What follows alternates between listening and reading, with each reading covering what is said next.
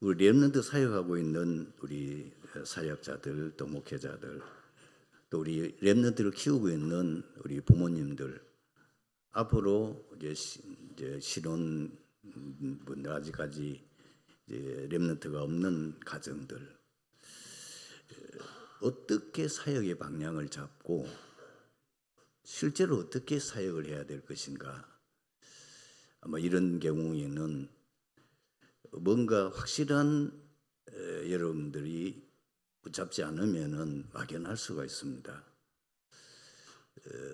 근데 우리는 너무 감사한 거는 이 우리 다락방 전체 단체가 있어가지고 거기서 늘 부모 메시지가 나오고 있습니다.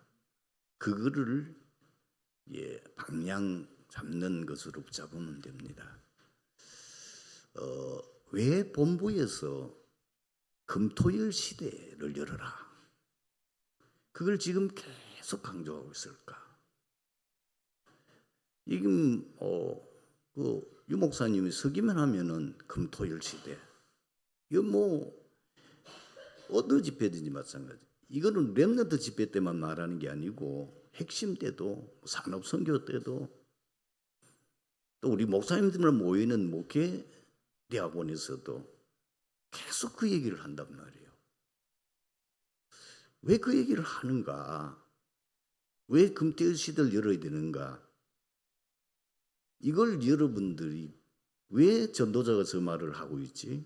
왜 저렇게 애타게 부르짖고 있지? 그걸 이유를 알아야 되겠죠. 지금 교회 위기 시대입니다. 보통 위기 시대가 아닙니다. 유럽계에 거의 문 닫았습니다. 지금 미국 교회 계속해서 문을 닫고 있습니다. 지금 한국 교회 문을 닫고 있습니다. 제가 정확한 자료는 확실하게 보지는 못했지만은 통합주교단이면 우리 한국에서 대표하는 합동주교하고 맞먹는 교단입니다. 코로나가 오고 난 이후에 교인이 70만 줄었다고 합니다. 이거 보통 사건이 아닙니다. 7만이 준 게 아니고 70만이죠. 그러면 왜 교인들이 줄 수밖에 없는지 그 원인이 뭐죠? 저출산입니다. 지금 결혼해서 거의 지금 젊은 세대들이 아기를 안 낳아요. 여러 가지 이유는 있을 수 있습니다. 그것이 얼마만큼 심각한 문제를 가져오는지 본인들은 모르고 자기들의 지금 입장에서만 그리고 자기들이 편한 대로 아기 없이 그냥 부부간에 즐기고 그렇게 살다가 죽겠다는 겁니다. 이것이 얼마만큼 국가적인 그리고 이게 미치는 영향이 어떤지를 전혀 생각하지 않습니다. 나밖에 몰라요. 우리밖에 몰라요. 교회조차도 이걸 따라간다면 말이 안 되는 거죠. 분명히 하나님께서는 우리를 하나님 형상을 창조하고 난 이후에 하나님이 분명히 말씀하셨습니다. 너는 생육하고 번성하라. 땅에 충만하라. 얘기했어요. 여러분들이 이제 결혼해서 아직 아기가 없는 신혼부부들은 후대에 대한 계획을 세우고 기도 많이 하셔야 됩니다. 이렇게 되다 보니까 국가에서는 아기 놓으면 막 난리잖아요. 아기 거기에 대한 모든 걸 국가가 책임질 정도로 모든 걸 지금 도와주고 있잖아요. 또 요즘 세대는 공부만 잘하면 사실 돈 하나도 없어도 얼마든지 장학금이라든지 심지어 미국이나 다른 데 유학을 가도 국가에서나 혹은 다른 장학기관들이 많이 있어가지고 자기 돈 전혀 없어도 사실 공부할 수 있어요. 우리의 선배들은 사실 유학할 때에 죽을 고생하면서 공부했어요. 돈이 없으니까 아르바이트 해가면서 낮에 아르바이트하고 밤에 공부하고 특히 방학 기간 되면 아예 아르바이트 해가지고 돈 벌어가면서 공부를 해서 다 성공했어요. 걱정할 거 없어요. 너무 인간적인 세상 지금 돌아가는 그 말 들으면 안 돼요. 가장 지금 교회 위기가 뭐냐? 저출산이란 말이에요. 이것 때문에 굉장히 심각한 문제가 오는 거예요.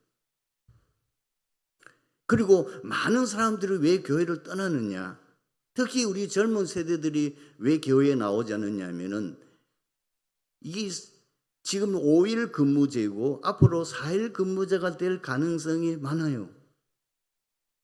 그러면은 일주일 가운데 3일은 노잖아요. 완전 3일.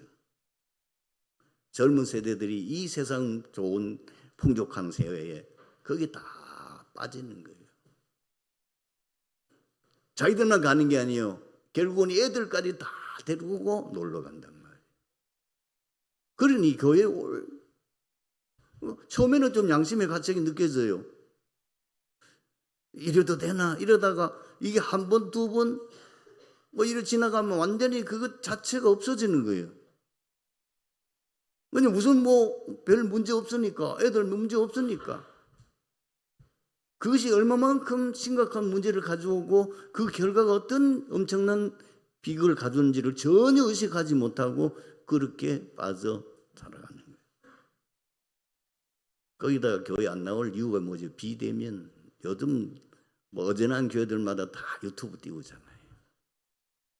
그리고 그 핑계 대고 아예 교회 안 나오고 놀러 가서 거기서 보고 헌금도 계좌로 보내면 돼.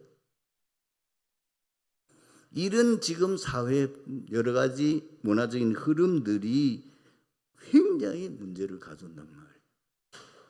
이거를 누가 알아야 되느냐? 우리 젊은 세대들이 알아야 되는 거예요. 이게 얼마만큼 사단의 전략이고 얼마만큼 세상을 멸망시키려고 하는 사단의 무서운 전략인지를 우리가 알고 거기에 빠지면 안 되지요. 그리고 모든 사람들이 이미 성경은 말했잖아요. 디모데후서 3장에 말세는 고통하는 때가 오는데 그 고통이 뭐죠? 모든 사람들이 자기를 사랑하며 돈을 사랑하며 지금 그대로잖아요. 지금 특히 젊은 세대들이 나밖에 모르잖아요. 우리밖에 모르잖아요. 그리고 지금 세상 신이 돈이잖아요. 그리고 쾌락 사랑을 한 번 더 한다. 그런 시대가 지금 왔어요. 자, 이런 시대가 와 있는데 그러니 굉장한 문제가 올 수밖에 없다고 합니다. 요즘 여러분들이 뉴스만 보면 뭐죠? 흉악한 범죄가 일어나요. 그것도 흉악한 범죄를 저지를 수 있는 특별한 그전에는 이유가 있어서 살인을 저지르는데 할머니가 잔소리한다고 할머니 죽여버려요. 손자가 둘이. 나는 그걸 내가 뉴스를 보면서 진짜 가슴이 무너지는 거예요. 감정 절제가 아니라 그런 말을 하면은 점점 지금 일어나는 그 범죄들이 자기 감정 절제를 못 해가지고 굉장한 흉악한 범죄를 저지르고 있는 거예요. 이미 정신병 시대가 온다고 말했는데 정신병 시대가 왔고 영적 병 시대가 온 거예요. 사단에게 잡힌 시대가 왔단 말이에요. 이런 데다가 뭐죠? 다민족 시대요. 다문화 시대가 왔어요.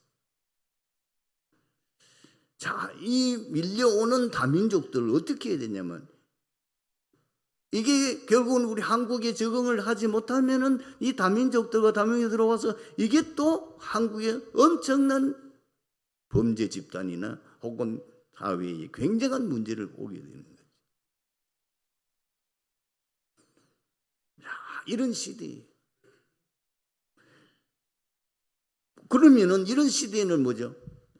이 아이들을 철저하게 신앙을 훈련시키고 이 아이들 우리 후대를 살려놓지 않으면 안 된다. 신앙 제대로 심어놓지 않으면 안 된다는 거예요. 그래서 금토일 시대 우리 트리니티 교회도 이제 담당하고 있는 우리 교육자들과 또 우리 교사들이나 부모님들이 정말 마음 담고 기도하면서 이걸 어떻게 우리가 이제 금토일시를 통해서 제대로 이제 우리 후대를 살려드릴 거냐. 이 후대들에 의해 가지고 우리 전 세계 미래가 좌우되는데 어떻게 해야 될 거냐. 세계 지금 큰 세계는 지금 문을 닫았고 교회 문을 닫고 복음이 없어지고 지금 한국에도 심각한 위기를 맞이하고 있는 이때에 앞으로 들어갈 재앙 시대밖에 남은 게 아무것도 없는 거예요. 이제까지 성경을 통해서 이제까지 우리가 다락방 메시지 흐름 계속 하는 말이 뭐예요? 복음이 끊어지면 반드시 재앙이 닥친다. 그러면은 결국은 우리가 유대인들처럼 또 포로로 가야 돼요. 우리가 또 노예로 가야 돼요. 우리가 또 속국이 되어야 돼요. 우리가 잘못하면 또 우리 후대들이 양민으로 가야 되겠습니까?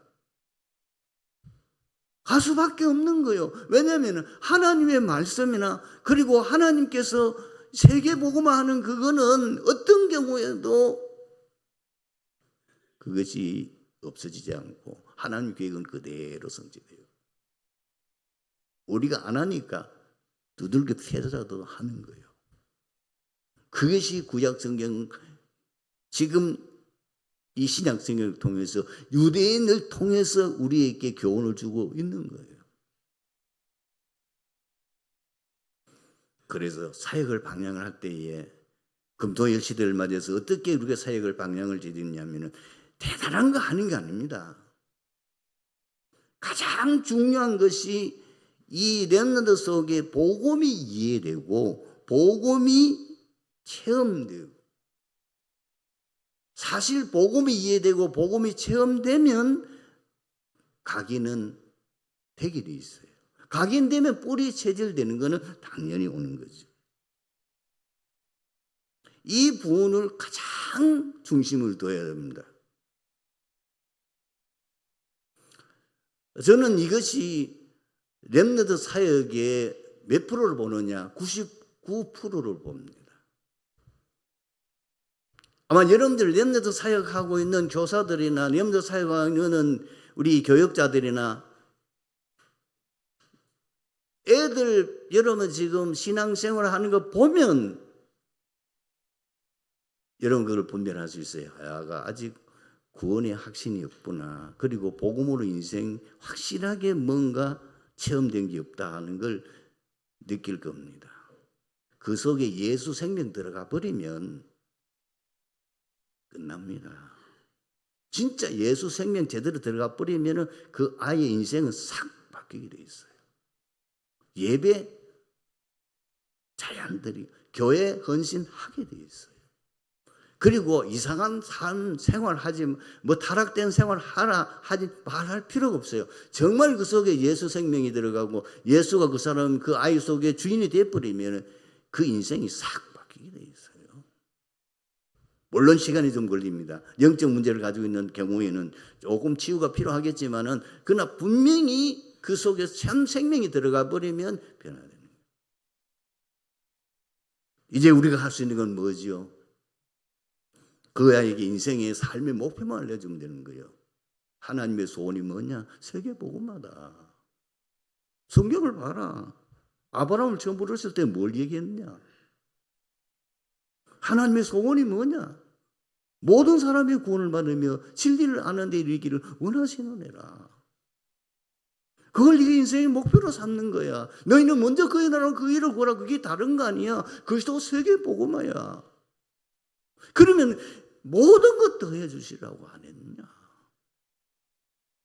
이걸 체험하게 만들어야 돼요. 정말 그리스도 세계복음화 그 언약 잡고 오기 올인했는데 하나님이 내 모든 걸 책임지는 것을 봐야 돼요. 지금 우리 다락방 전체를 가는 유광수 목사님이 증인이잖아요.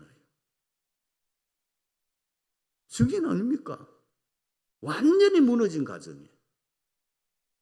복음 하나로 그것도 하나님이 증거 보이기 위해서 그 동삼동 30명도 안 모이고 목사 사택도 없는 그 곳에 가서 지금 세계를 살리는 목회자로, 세계 살리는 교회로 성장하잖아요. 하나님은 지금 살아 계시잖아요. 지금도 말씀으로 응답하고 계시잖아요. 물론 자잘한 여러 가지 문제 뭐 이런 거는 우리가 뭐 좀 얘기는 할 수 있지만, 그러나 근본적인 거는 마태복음 6장 33절이 실제로 성취되고 있잖아요. 나는 여러분에게 확신 있게 말하고 싶어요. 다른 거 붙잡지 마라. 그리스도 오직 세계보고만. 내게 주신 재능, 그 능력을 오직 그걸 목적으로 인생 살아라. 그럼 하나님 내 모든 거 책임진다. 그리고 그걸 놓고 진짜 기도해라. 하나님 정말 마태복음 6장 33절 말씀이 내게 성취되어서 많은 불신자들에게 그리고 많은 렘넌트들에게 힘을 줄 수 있는 증인이 되게 하옵소서. 신앙생활이 어렵지 않습니다. 인생 목표 똑바로 정하세요. 뭘 위해 살아갑니까? 뭘 하고 돈 법니까? 내가 사업에서 뭘 하려고요? 세계복음 하려고. 세계복음하는 교회에 내가 제대로 경쟁응답 받아서 빛의 경쟁응답 받아서 마음껏 교회 섬기고 도우고 교회 밀고 전도자님 목사님 마음껏 성경할 수 있도록 내가 거기에 식전이 되겠다. 하나님 내게 정말 증거를 주십시오. 내 업에 정말 이거는 누가 봐도 하나님이 기적이라 할 만한 증거를 주십시오. 밤낮이 그거 놓고 붙잡고 기도하는 거예요. 실제로 여러분들이 그렇게 헌신하고 우리 렘넌트를 어떻게 세우면 됩니까? 앞으로 세계 살려야 되니까 영적 서밋을 세우는 걸 목표로 삼아요. 영적 서밋 때문에 기능 서밋, 문화 서밋은 따라옵니다. 영적 서밋을 가는 거 아니에요. 그리스도 하나님 나라 성령 충만. 이 복음이 완전히 그 속에 각인되어 버리면 되는. 아무도 막을 수 없는 누가 그리스도를 이깁니까? 이 땅의 모든 저주재앙 인생의 문제 해결은 오직 그리스도로 통해서 하나님의 나라임에 이 땅의 모든 저주재앙의 이 사단의 나라가 무너지는 거예요. 우리가 저 서밋을 이 세상 사단 서밋을 이길 수 있습니까? 성령 충만 받아서 영적 서밋이 돼야 그들을 살릴 수 있고 그들을 이길 수 있는 거예요. 그리고 반드시 여러분은 평생 하나님과의 이면 계약이 있어야 됩니다. 이걸 놓고 기도하셔야 돼요. 여러분 물으면 나는 이면 계약이 이겁니다. 내가 마음대로 정한 게 아니고 하나님이 나에게 이런 이면 계약을 주셨습니다. 라고 확실하게 말해요. 어떤 게 이면 계약인지 성경이 많이 예를 나오잖아요. 오바다 얘기 수없이 나왔습니다. 루터 얘기 수없이 나옵니다. 요가베드 얘기 수없이 나옵니다. 요가베드의 그 이면 계약이 뭐냐 말이에요. 그 자녀 하나 제대로 서밋을 세웠어. 결국은 뭐죠? 그 모세를 통해서 출애굽의 역사가 일어났잖아요. 그래서 실제 사역을 할 때에 우리 교사들이나 부모님들은 기도해야 됩니다. 반드시 명단을 놓고 그리고 자녀 이름을 놓고 정시로 무시로 어떤 경우는 집중해서 기도하십시오. 기도할 때 어떤 일이 나는지 사실 기도하면은 우리의 상상을 초월하는 초자연적인 역사, 초월적인 역사가 신관 초월의 역사가 분명히 일어납니다. 그리고 복음 제시 계속 하세요. 그리고 많은 아이들보다는 한 몇 명만 붙잡고 소수해서 일부러 소수로 해서 혼자 하면 또 너무 그러니까 한 두세 사람 모아가지고 계속 복음으로 이 아이가 제시하는 이유는 뭐냐면 내가 볼 때는 아이가 아직까지 복음으로 인생이 답이 안 나왔고 복음 체험이 제대로 안 됐다고 생각할 때는 하는 거예요. 계속 하는데 하다가 쉽게 낙심하지 말고, 왜냐하면 그 아이의 하나님의 시간표가 있어요. 그때까지 기다리는 거예요. 이 아이가 복음이 확실히 이해됐다 이런 그다음 뭐죠? 순서 나가야죠. 이 아이에게 이제 복음으로 양육하면서 치유하는 거예요. 이 치유가 되면 그다음 뭐죠? 이제 우리는 결국 목표가 뭡니까? 제자입니다. 우리의 목표는 다르지 있지 않아요. 이 렘넌트가 앞으로 세계 복음할 제자 되는 거예요. 그렇다 하면은 이제 제자 훈련. 하다가 나중에는 완전히 제자 사역까지 들어가 파송할 수 있을 때까지 이 방향을 가지고, 그러니 많이 안 나와도 몇 명만 나와도 사실 뭐죠? 한 시대를 바꾸는 역사가 일어나는 겁니다. 요한복음에는 공강복음에서 찾아볼 수 없는 독특한 내용과 방식으로 기록한 것을 발견할 수 있습니다. 사도 요한은 예리하고 세밀한 눈으로 예수님께서 사역하신 방법을 기록하고 있습니다. 예수님께서는 특별히 두 가지 방법으로 사역을 진행하셨는데, 하나는 표적을 통하여 자신의 메시아 되심을 보여주셨고, 또 한 가지는 말씀을 통하여 메시아 되심을 가르쳐 주셨습니다. 본문은 니고데모라 하는 사람이 밤에 예수님을 찾아온 것을 기록한 겁니다. 이 시간에 니고데모에 대해서 생각을 하고자 합니다. 니고데모는 어떤 사람이냐? 모든 유대인들이 부러워하는 성공한 사람이었습니다. 오늘 본문 1절에 보니까 그는 바리새인이었다. 기록에 보면은 바리새인은 그 당시에 유대인들에게 가장 존경받는 인물이에요. 왜냐? 철저하게 율법을 지키고 아주 경건하게 살았어요. 모든 사람들이 존경할 만큼 경건하게 살았어요. 그래서 기록에 보면은 그 당시에 바리새인들은 얼마나 되느냐? 전 이스라엘 백성들 가운데에 6천 명밖에 안 돼요. 대단하죠. 이 속에 누굽니까? 니고데모가 들어있다. 그리고 그 정도가 아닙니다. 그 사람은 어떤 사람이 오늘 본문 1절에 다시 나오잖아요. 그는 유대인의 지도자였다. 설명이 필요하지요. 유대인의 지도자가 뭘 말하는 겁니까? 유대인 지도자라고 여기 말하는 건 사내들인 공회원을 말하는 겁니다. 사내들인 공회원이라는 것은 유대 그 나라의 최고의 통치기관이에요. 입법, 사법, 행정까지 그 당시에는 따로 있는 게 아니고 그걸 총괄하는 기관입니다.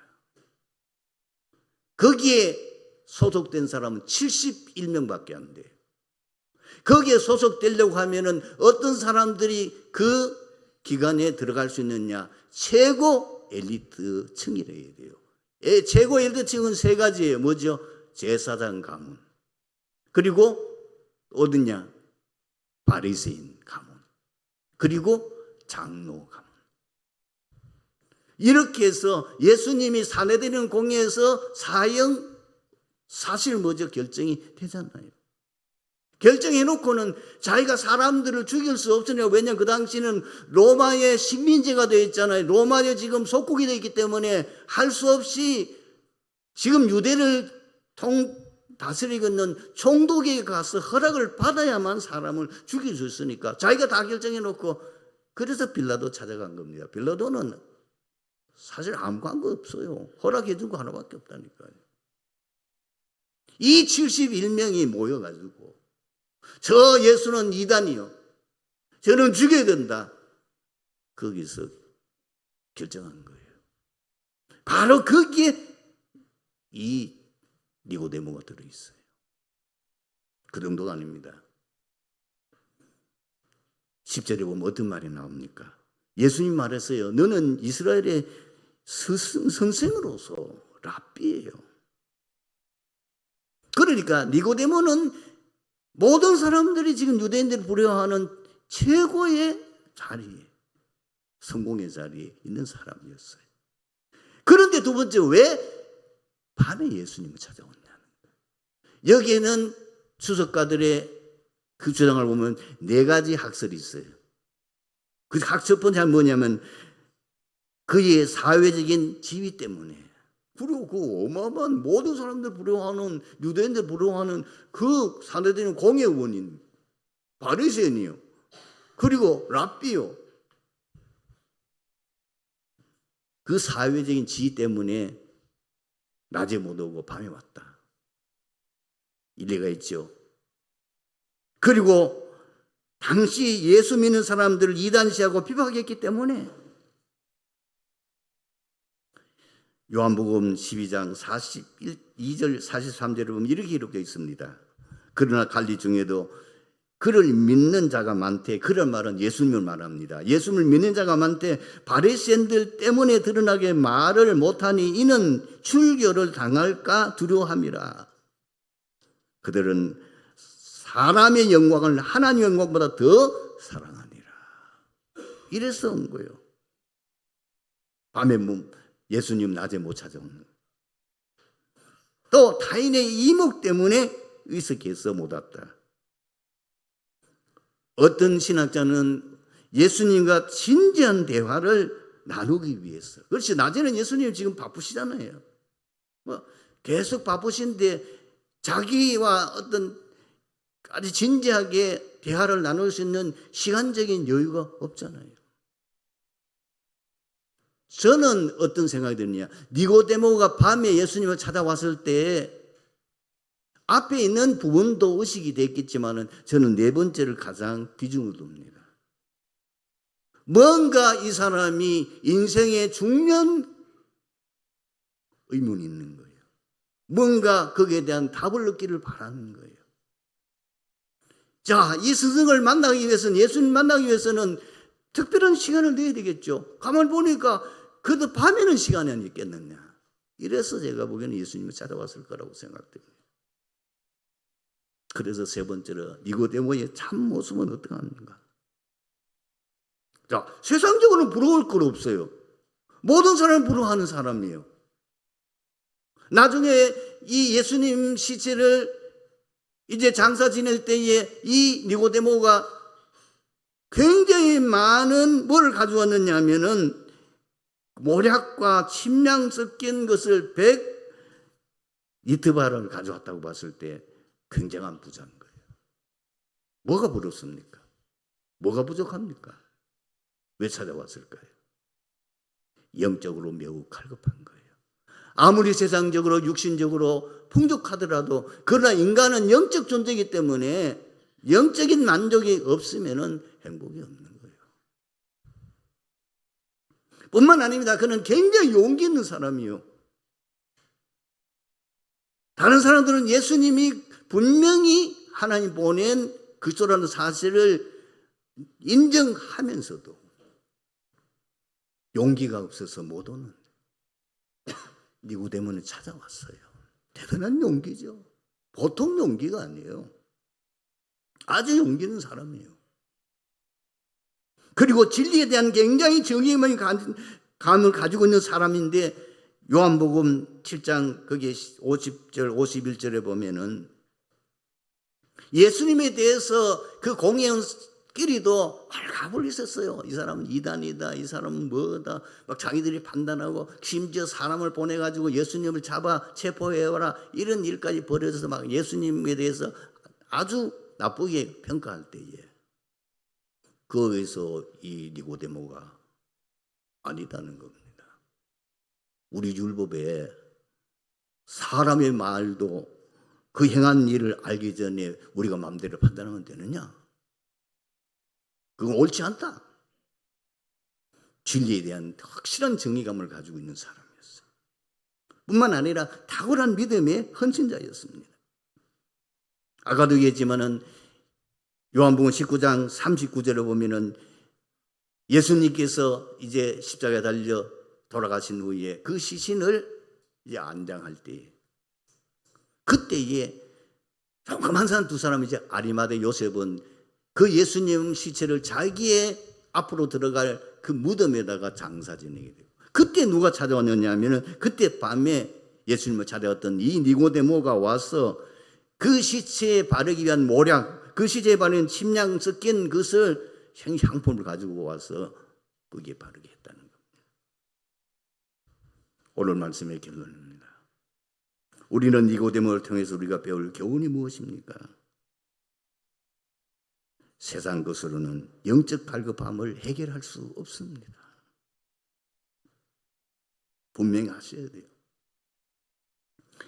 우리가 지금 세상적으로 보면은 많은 재벌들, 그리고 세상에 아주 성공한 사람들, 이런 사람들이 영적 갈급함 때문에, 심지어 정신질환이나 이런 것 때문에 우울증으로, 그 다음에 공황증으로 고통당하는 분이 많이 있습니다. 뭐가 부족합니까? 재벌들이 사실은 자기들의 개인적으로는 굉장히 고통스럽고 힘듭니다. 이런 것들이 언론에 잠깐 나옵니다. 그 사람들이 뭐가 답답해서 밤에 잠이 안 와가지고 마약 성분이 든 그 수면제를 먹어야 될 정도입니까? 그것도 사람들에게 창피하니까 자기가 전문적으로 그 주치 그거 찾아가서 그걸 늘 자기가 그걸 보급받느냐 그 말이에요. 뭐가 부족했어요? 세상 것은 영적 갈급함을 막 해결할 수가 없습니다. 그리고 참 진리를 소유한 데는 믿음의 용기가 필요합니다. 그리고 참 믿음에는 반드시 헌신이 뒤따릅니다. 이번 한 주간도 승리하게 되기를 주님으로 축원합니다. 아버지 하나님, 은혜 감사합니다. 오늘 주신 말씀 속에서 이 자리에 참석한 트리티교회의 모든 성도들이 제공받는 한 주간이 되어질 수 있도록, 우리 니고데모를 한 주간 묵상하는 가운데 하나님 주신 최고의 응답받는 축복의 시간이 되게 하여 주시옵소서. 예수 그리스도 이름으로 기도드리옵나이다. 아멘.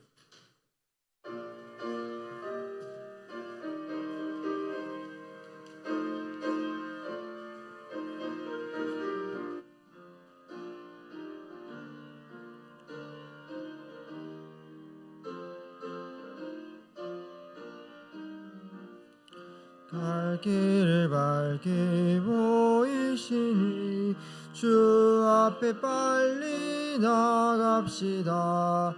우리를 찾는 구주 예수 곧 오라시네. 죄악 벗은 우리 영혼은 기뻐 뛰며 주를 보겠네. 하늘에 계신 주 예수를 영원히 섬기리. 우리를 오라 하시는 말 기쁘게 듣고 순종하세. 구주를 믿기 지체 말고 속속히 나가세. 죄악 벗은 우리 영혼은 기뻐 뛰며 주를 보겠네. 하늘에 계신 주 예수를 영원히 섬기리.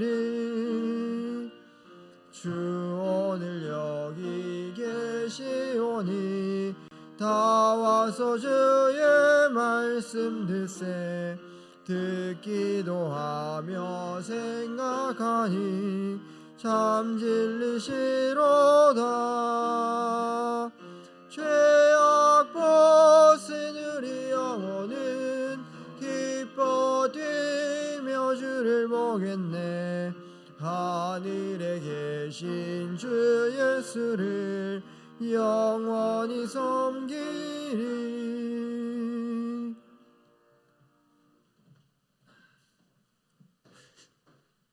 아버지 하나님, 시간에 따라 귀한 예물 주님 앞에 드렸습니다. 예물 드린 우리 모든 성도들 그 중심과 그 믿음과 그 정성을 기억하여 주시옵소서. 지금 온 땅에는 복음이 끊어져 전 세계가 문을 닫고 교회 문을 닫고 복음이 전하지 못함으로 전 세계 지금 재앙이 닥치고 있습니다. 산불을 내서 한 섬이 완전히 불타버리고 이것이 카나다 그 유럽 온 세상에 지금 화재 재앙 그리고 기후로 인한 많은 재앙들 정신병 60 그리고 영적 질병으로 인해서 전 세상이 지금 병들어가고 있는데 오직 복음 가지고 세상을 살릴 사명 가지고 우리를 부르시고 또 교회를 세우신 주님 교회를 통하여 하나님 일을 감당할 수 있도록 빛의 경제의 문을 열어 주시옵소서.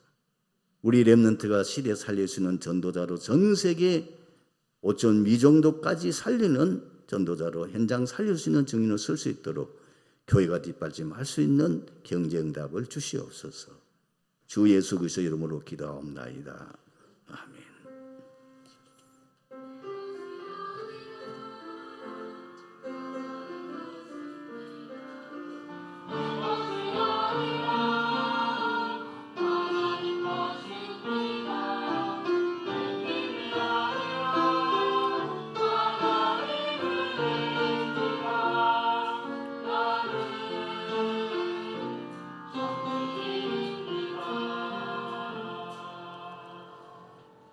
교회 소식을 알려드리도록 하겠습니다.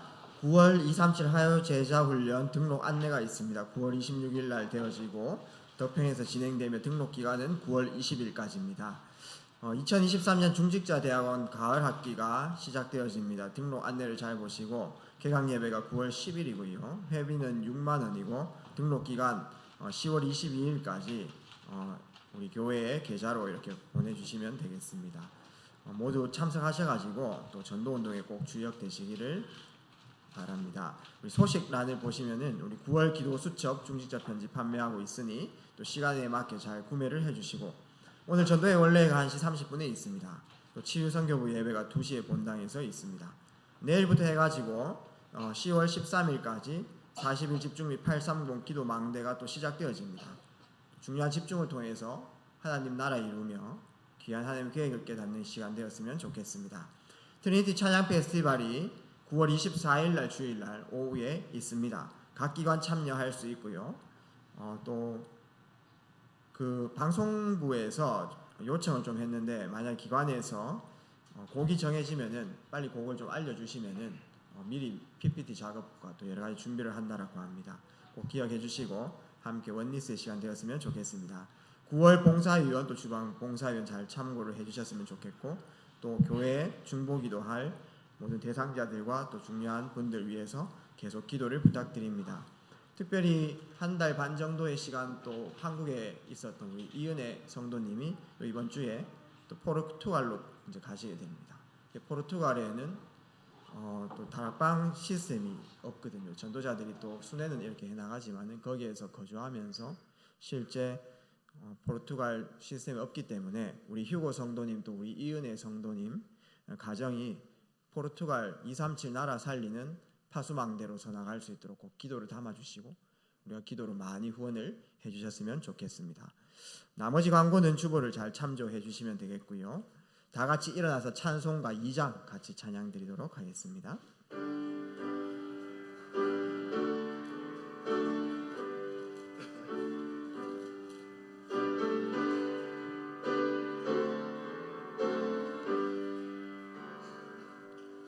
찬양 성부 성자 성령 성삼위일체께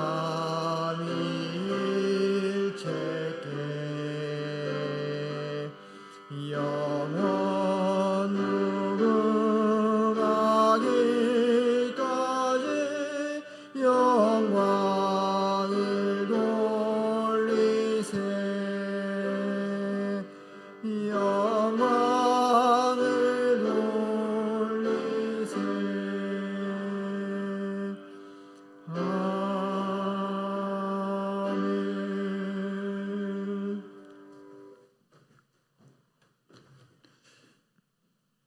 이제는 우리 주 예수 그리스도의 은혜와 하나님의 그 놀라우신 사랑과 성령님의 내주 인도 역사 충만 교통하심이 오늘 주신 강단 메시지 붙잡고 한 주간 현장에서 기도하며 응답받아 세계 봉화의 주역과 발판이 되기를 원하는 모든 성도들 머리에 가정과 산업 위에 이제부터 영원까지 항상 함께 있을지어다. 아멘. 아버지 하나님께 최고의 영광을 가장 하나님이 기뻐하시는 일에 온전히 헌신하는 스님과의 현장의 공주가 될 수 있도록 주님의 역사에 주시옵소서. 하나님의 현장을 모든 성도가 성령의 충만함과 능력으로 역사하여 주님을 최고로 하나님 앞에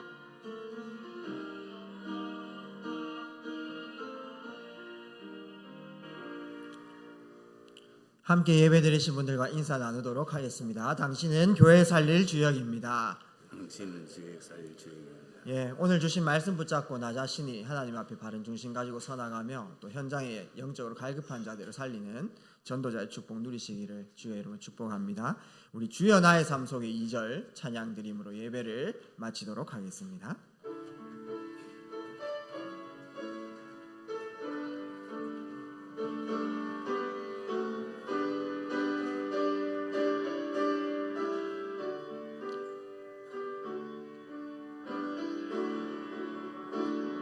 예, 조금 착각이 있으신데 이제 9월 달부터 주여 나의 삶 속에 2절 찬양 드리거든요. 같이 믿음으로 고백하도록 하겠습니다.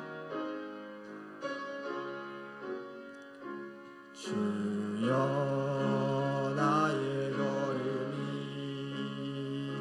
전도 속에 있게 하소서. 길을 잃고 방황하는 양 찾는 곳에 있게 하소서. 주여 나의 우손이 선교소에 있게 하소서. 열방 중에 제자들과 손 높이 들고 찬양합니다. 나를 넘어서 하나님 은혜를 응답을 넘어서 하나님 소원을 이를 넘어서 하나님 계획을 축복을 넘어서 하나님 언약을 인간 사랑을